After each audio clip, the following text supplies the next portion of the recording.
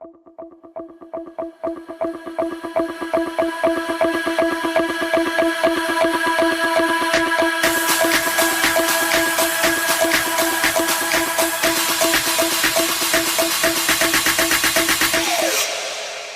everyone, and welcome back to the latest episode of the Writers Podcast. I am here today with Deborah Wilde. Hello, Deb. Hello.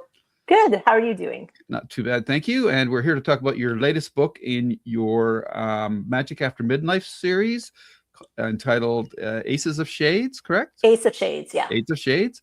What's your elevator pitch for this book? Elevator pitch is this is the final book in a 7-book series about a woman who lived an aggressively normal life into her 40s because her parents were murdered by magic assassins as a teen. But when her best friend went missing, she ended up reclaiming her magic, which was shadow magic, so no one would see her coming. And she's been gaining in power and in empowerment throughout the series. And now this is the big showdown with the people who murdered her parents. Oh, okay. So this is not autobiographical in any way, is it?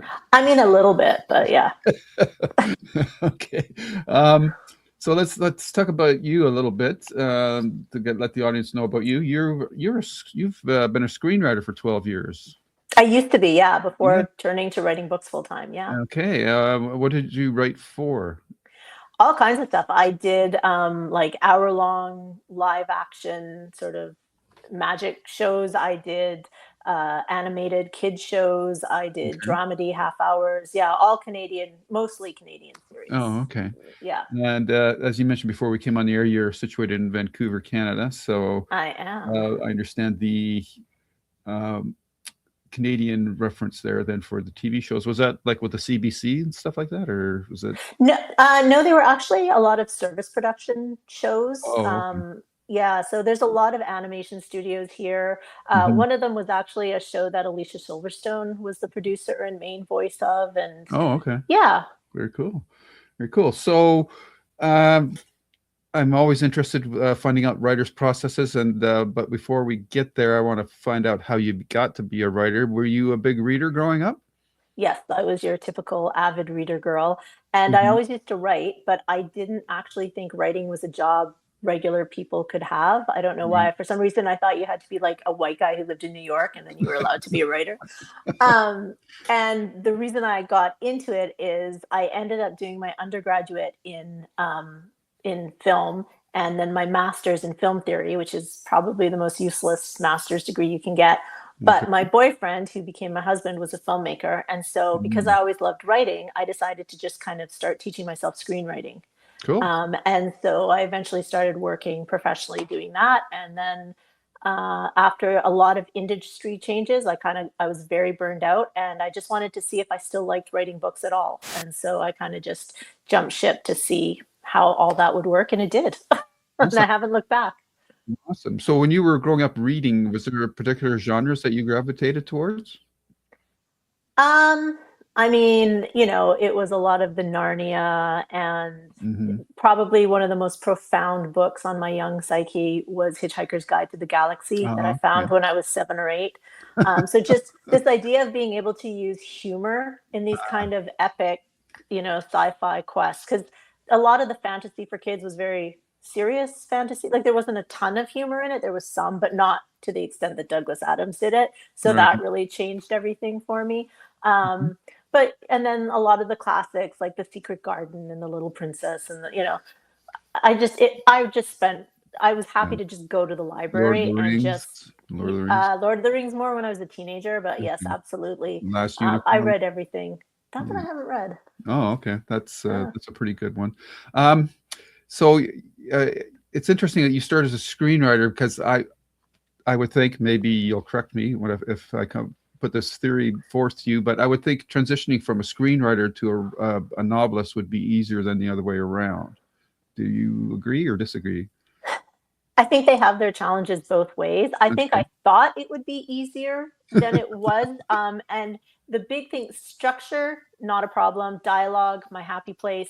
Right. But in screenplays, you don't write the environment.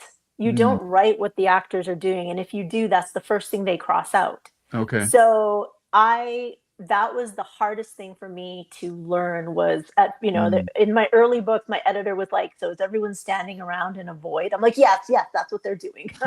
So thank you. Um,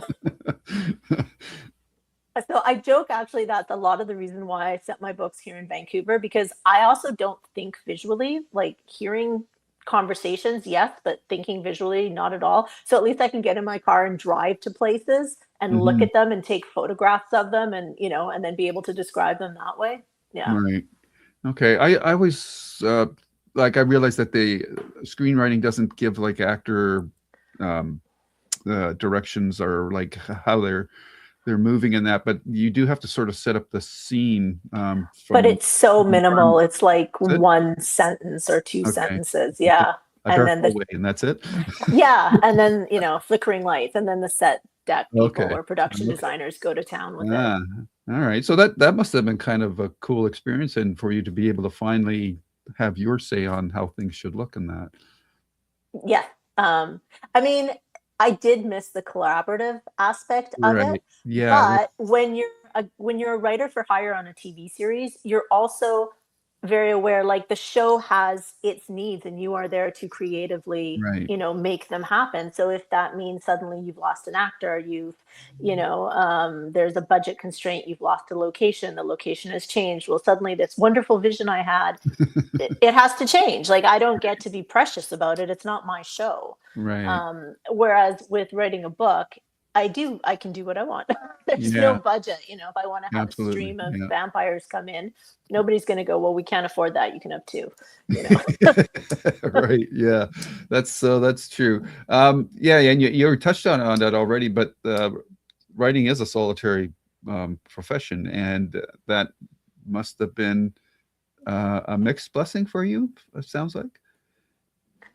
Yeah, it was tough. It was tough. I think what's really helped is finding my people and Hmm. having, other authors that we really make sure we're not in the same city, we're not even in the same country. Oh, okay. So really making sure we stay in touch with each other and Hmm. and trying to get together in person once a year, and, Right. the connection is so important. Hmm. So, uh, turning to your series then, Magic After Midlife, when you initially started, did you plan a series or did it just evolve from the first book? I plan every time I'm starting a new book, Hmm. it is as a series. So I will complete the Okay. series and then start the new one as a series. That said, I have no idea how many books will be in the series. Mm. I don't know what each book will be. I know kind of, so the way that my books work is each individual book has an A plot. I use I think I just use screenwriter terminology all the Sure. time, and I joke Mhm. that I don't actually know how to write a book. I just know how to write a very long prose screenplay. Um, but so each of my books has an A plot that wraps up. So it's going to be the mystery, the monster, the whatever it is. Right. But then there's ongoing arcs over the entire series, and so that's going to be the romance, and then that's also going to be something personal to the main character, generally about their past, that they have to figure out. So for Miri's case, it was who killed her parents, and so I know where that will end up. I don't necessarily know all the steps to get there. Okay.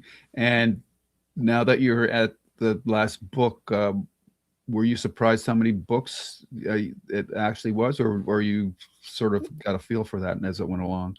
I got a feel for that as it went along. Yeah, Okay. I think I started when I started it. I was like, I'm gonna do 10 books, and Mm. then by book 2 or 3, I'm like, no, feels like it's gonna land out around 7, and that's where it did. Okay. Yeah, because Yeah. I'm thinking of like I know Jim Butcher, Dresden Files. When he started out, he already knew it was going to be like 25 books or something like Oh wow. that. I'm going, okay. So he had obviously had a quite the Bible before he started writing. Yeah, he must So, have.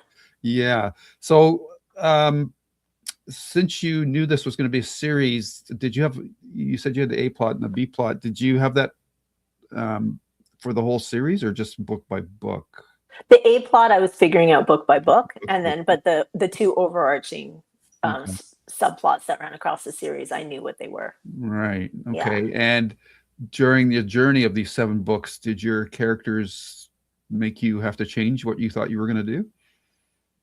Not in this one so much. In a previous series, in my first series I actually, when I first started, I was writing very detailed outlines because that was coming from my screenwriting background. I'm Right. far looser on it now. Okay.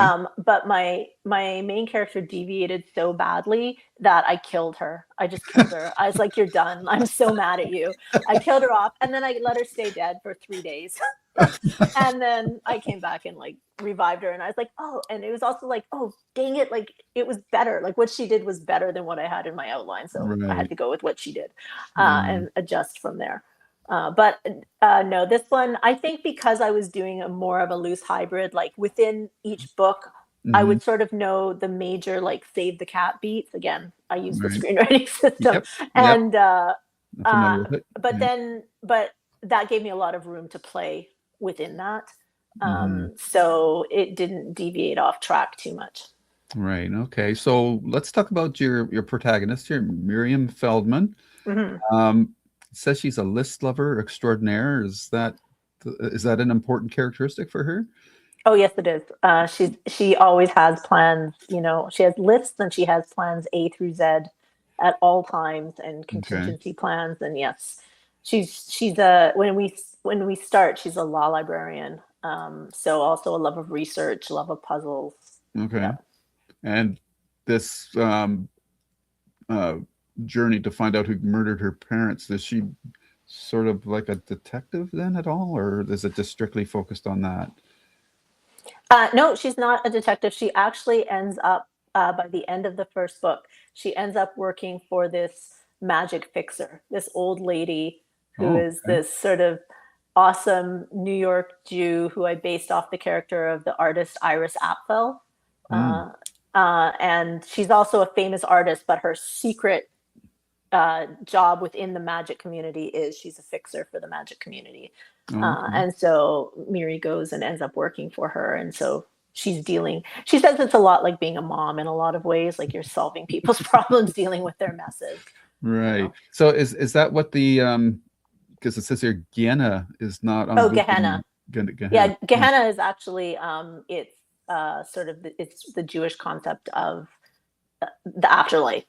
Oh, So okay. yeah. So she ends up having to deal with that. Oh, in what way, or is that too much of a spoiler? Well, in one of the ways is one of the things her magic allows her to do is to seek Dybbuk. So one of the things about all my books is all my protagonists are Jewish Hmm. because as when I was growing up, I only ever saw myself in Holocaust stories, and I Okay. wanted to see the Jewish girl, you know, going down the rabbit hole or going through the wardrobe. Mm, And all my magic systems are drawn from elements in Judaism and Jewish mythology. And so a Dybbuk is a wicked spirit. And there's a whole okay. thing about how they are let out of Gehenna on the Sabbath, and then the angel Duma blows his trumpet and calls them back in. But for those 24 hours, they can come to Earth and cause damage and rampage and stuff. And she's one of the few people, because of her magic, who can sense them Oh, okay. and kill them. So Mm, she is dealing with that all the way through the series. okay. So this is a tagged as an urban fantasy. Is it YA as well, or No, oh, no, no? no. None of Okay. my books are YA. Emphatic No, they all have emphatic no spicy on that. romance Okay. attached in them, and they're all adult protagonists. So Okay. yeah. Is there other magic or fantasy type creatures and beings in this series, or is it strictly was it she a witch or No, she's not a witch. witch? My characters don't practice witchcraft. They tend to have inherent magic. So, Okay. like, you know, you're born with it or kind of thing. She, in this series, there's the Dybbuk's, there's also vampires, and there are shifters, and then just Okay. people with magic in this Mm, particular series. okay. And mentioned one of the B storylines was a romance. Mhm. Who's the romance in this story? It's with a grumpy French wolf shifter who's very prickly and tries to be a lone wolf. Okay. But Intended. he becomes her guide back into the magic community when her best friend goes missing in the first book. Okay. And that's who the romance blossoms with. Oh, okay. So that's the setup for the series, and I don't know if you want to run through all the other books or just go to the last book, which is the Ace of Shades. How do you want to approach that? Do we need to know anything about the previous books because this is the I would last start book? at the beginning. All my series are meant to be read in order. Okay. So absolutely start with Throwing Shade and go on the whole journey. Okay. And Yeah. how different is the Miriam from the first book to where we find her in the last book? She's very different. Mm. She's not scared to be the main character in her own life anymore. Okay. Yeah. And is the werewolf guy still around? Oh yeah. Okay. Absolutely. All right. So I assume this is the big showdown between whoever murdered her parents and Miriam. Yeah. Okay. There's also a vampire contagion she's trying to stop. Okay. Yeah. Very cool. And this is the emphatic end of the series. There's That's it. Full closure. Full closure. It's all done. Nice little bow. Okay. Everything is tied up in a neat little bow. All right. Is there anything else you wanted to mention about this series, or? Just that it was really nice getting to write a heroine in her 40s. That's not something you get a lot of in urban fantasy, which is interesting since us, the Gen Xers, we were the ones who were watching Buffy and Charmed and Hocus Pocus, and when they came out. And it's been really wonderful to see the response from women around my age to seeing a heroine who's over 40, who has different life experiences, who she has a kid, they have different scars, they're looking at everything differently. It's easy to have a 20 something be the chosen one. It's very different when you're in your 40s and you have the dental plan. So the next series I'm going to be writing actually is also with a heroine in her 40s. Just because, I'm just really enjoying those characters and the opportunities they give me. Okay. There's an aspect here I forgot to question you about, is because you list prominently that this is a humorous paranormal series, and I noticed from some of your responses during our interview that you do seem to have a pretty good sense of humor. So thank you. is that something that comes for you organically? I was raised in one of those families where humor was how we dealt with a lot of stuff. Okay. So, through a lens of humor, and I was raised on a steady diet of like Neil Simon movies and, old screwball comedies. And I love that old banter, like that old His Girl Friday, and I love incorporating that into my book. So all my books have that sort of funny, bantery, but I don't punch down. I'm not interested in punching down or being mean. Yeah. Right. Okay. So you make it organic to the story. Yeah. Yeah. I'm a big fan of like deadpan humor, like Bob Newhart. It's kind of, oh my God, very dry. Yeah. Brilliant. Brilliant. I mean, I like physical comedy too. That, the world has room for Jim Carrey type humor as well, but generally I gravitate more towards Bob Newhart. Yeah. Like those old Norman Lear sitcoms. I mean, yes. Yeah. They're gold. Exactly. Yeah. Very well done. Yeah. Different era. So I don't think we would get shows like that on the air anymore. Sadly. No. So I didn't realize that you had other series besides this one. How many other series have you written? So there's 4 complete series in total. Wow. And they're all within the fantasy realm? They're all urban fantasy. They're all funny, sexy urban fantasy. That's what I write. I stay in my lane. You've got your lane, and they're all. I've got my lane. I stay in it. Protagonists in each of them. Yeah. Yeah. Okay. And you mentioned you have a new series that you're lining up. Yes, I have a new series coming out in October. The first book is called Gollum for Broke. And the series is called Mad Queens Inc. And again, it's about a woman who actually, I had so much fun with the magic fixer idea. She actually runs her own with her 3 best friends. Okay. And then she is attacked by a golem, and that ends up putting her in the crosshairs of the city's golem maker and the magic police, and it threatens everything that matters to her. Okay. And what's the protagonist's name in this series? Tova Silver. Tova Silver, and she's what's her talent?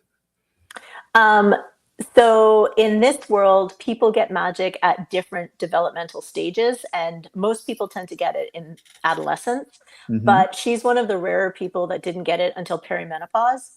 So she actually, her magic and her friend's magic, because they all got it in perimenopause, is based on perimenopausal symptoms. Oh.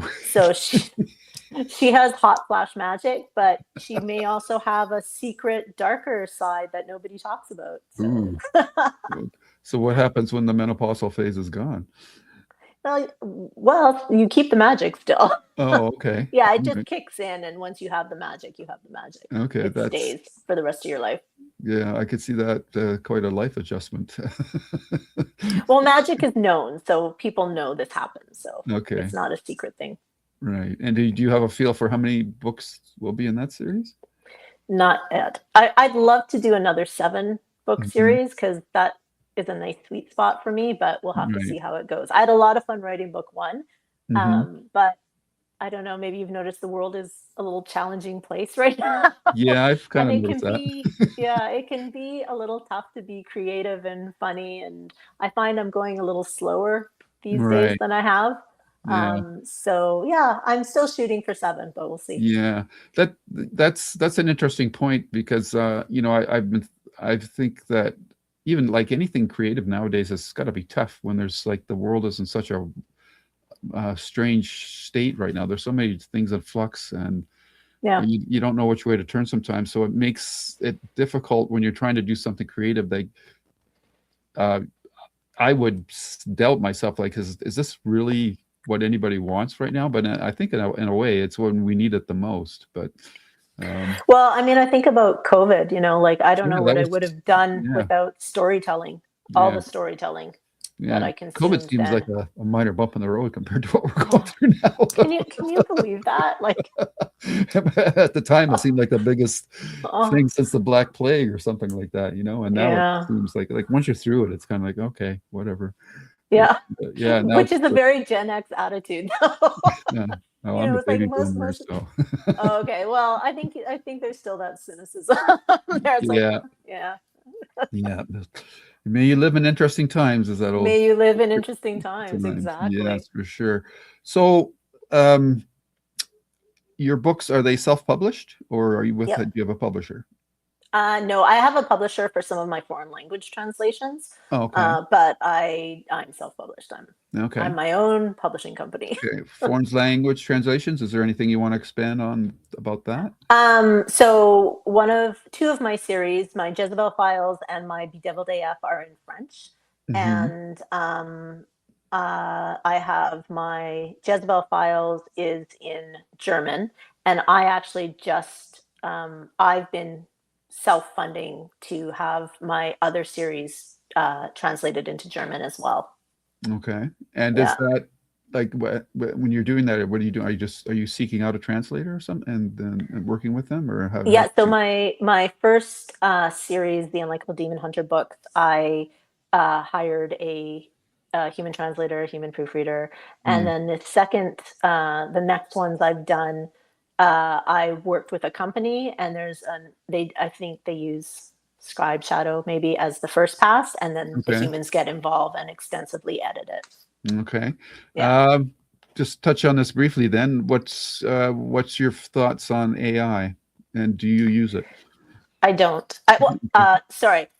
I use it for things like I need to SEO optimize my website and I don't know how to do that. Okay. What's the best way to write the Hmm. description that's going to give me SEO optimization? That kind of marketing level Sure. stuff I Right. use it for.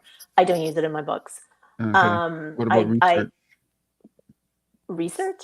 Yeah, do you use AI for research, like to find Well, stuff? as much as sure, it's pretty much all your web searches are Right. coming back as AI Okay. responses. Even Google searches now, the first thing you're Yeah. getting is AI. Yeah. I Yeah. don't, I try not to, in terms of research though, I always try to go deeper and find multiple sources. I Hmm. don't stop with, here's the first thing that came up and it was the chatbot. Okay. So for example, if it's like something mythological, I'll try delving into, mythology specific sites that Right. get into detail about stuff. Okay. Um, I think AI, I think it's not going away. No. I think it is complicating our industry in a lot of ways Yeah. that we may not even be aware of.